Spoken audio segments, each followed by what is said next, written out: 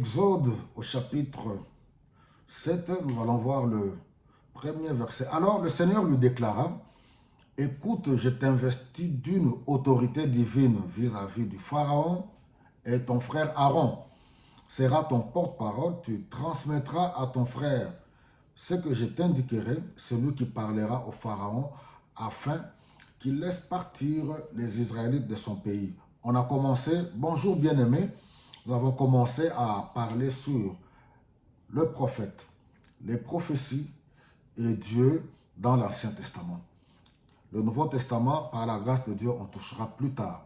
Parce que c'est un domaine où il y a trop de confusion, où nous voyons dans certains de nos pays, les gens veulent trop jouer aux prophètes. Alors, en voulant imiter, oui, les prophètes dans l'Ancien Testament. Mais il faut une étude pour comprendre le contexte de l'Ancien Testament, comment Dieu les appelait, quel était le message de tous ces prophètes, la nature de tous ces messages. Et c'était quoi les critères des prophètes dans l'Ancien Testament. Et comment le prophète fonctionnait dans l'Ancien Testament. C'est pour cela que nous pensons qu'il est important. Ici, comme je l'ai toujours dit, je me tourne vers vous, nos sœurs en Christ. Vous qui aimez, vous êtes ici en Europe, vous avez en Afrique, vous avez vos prophètes. Des gens qui ne connaissent même pas la réalité de la vie ici en Occident. Qui ne connaissent même pas c'est quoi les CDI, le CDD, la CAF. Ils ne connaissent même pas Pass Navigo, ils ne connaissent même pas c'est quoi, pour ceux qui sont ici en France, ils ne connaissent même pas c'est quoi l'Île-de-France. Alors, vos vies avec vos réalités d'ici, vous les confiez, je me permets de le dire, à certains rigolos. Il y a des vrais hommes de Dieu, il y a partout, il y a toujours de bons et de mauvais. Mais dans la plupart des cas, vos gens-là que vous appelez des prophètes, ils vous roulent, ils vous bouffent l'argent. Ils vous racontent des rêves, des choses dans vos familles. Ils attrapent X et Y sorciers et vous leur envoyez 50 $, 100 $. Et quand vous allez au Congo, voilà, tout simplement par ignorance. Pourquoi? Parce que vous-même, nos sœurs, vous-même, nos sœurs africaines, vous-même, vous ne voulez pas réellement entrer en alliance avec le Seigneur, étudier la parole, connaître le Seigneur, grandir dans la foi. C'est la raison pour laquelle, ce n'est pas seulement les sœurs, même les frères, tous ceux qui se disent enfants de Dieu. C'est pour cela le but, la raison pour laquelle je fais tous ces enseignements, c'est pour nous entraider, pour vous aider. Les vrais prophètes existent, mais il faut mettre chaque chose dans son contexte. Déjà même, le don de prophétie dans ce que Paul explique dans le Nouveau Testament, les gens ne comprennent même pas. Mais ils veulent tout simplement s'identifier aux prophètes de l'Ancien Testament. Et comme je l'ai toujours dit, mes bien-aimés, Israël était en alliance avec Dieu dans l'Ancien Testament pour les raisons que j'ai toujours dit. Dieu appelle Abraham, Isaac et Jacob, ainsi que leurs descendants, pour que Dieu se révèle à toute l'humanité, que toutes les nations sur la terre connaissent Dieu, le Dieu qui a créé les cieux et la terre. Israël a échoué. À partir de l'œuvre de Jésus-Christ, il n'y a plus une nation de Dieu. La nation de Dieu aujourd'hui, c'est l'Église. La maison de Dieu, c'est l'Église. Le sacrificateur aujourd'hui, c'est ce qu'Apocalypse nous dit. Christ, par son œuvre à la croix, il a fait de nous un royaume de sacrificateurs.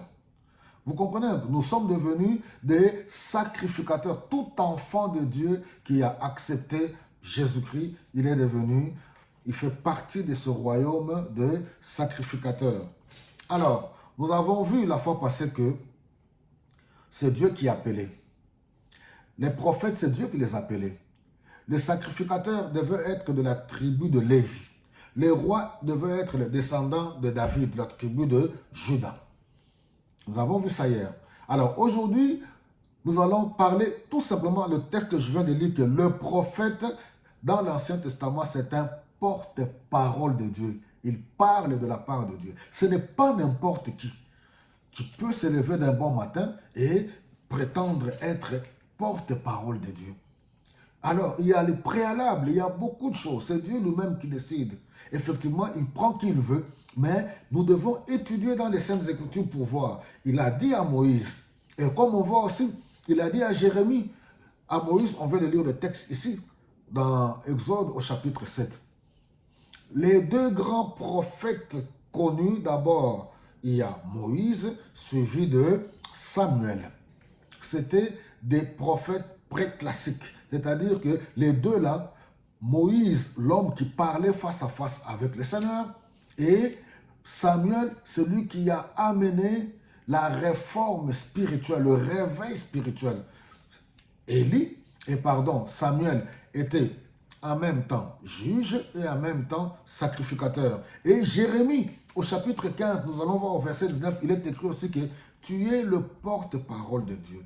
Et c'est au peuple de Juda de s'aligner sur ce que tu leur diras de ma part. Ce n'est pas à toi de t'aligner sur leurs désirs ou leurs caprices. Alors vous allez voir que la plupart des prophètes aujourd'hui que nous avons dans nos pays d'Afrique, les prophètes s'alignent en fonction des caprices des dirigeants politiques.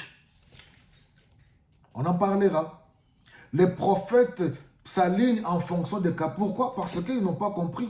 Ils sont autour des dirigeants. On verra les prophètes ici dans l'Ancien Testament, ceux qui étaient dans la cour royale, quel était leur rapport avec Dieu. Dieu ne les envoyait pas. On a dit qu'à chaque fois qu'un prophète était envoyé, c'était une période de crise pour interpeller, pour que le peuple revienne sur le droit chemin. La prophétie avait double message. Le jugement et puis le salut.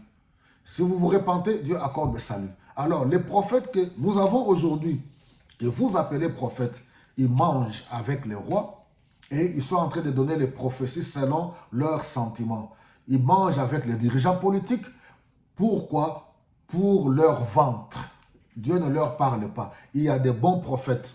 Nuance, il y a des bons prophètes. Mais dans la plupart des cas, ils sont autour des dirigeants politiques. Pourquoi? Ou bien ils sont autour des personnes qui ont une vie aisée pour l'argent, pour vous soutirer l'argent. Voilà, un prophète, c'est un porte-parole de Dieu. Il parle de la part de Dieu. Il donne le message de Dieu et non le message selon les hommes. Que le Seigneur vous bénisse abondamment.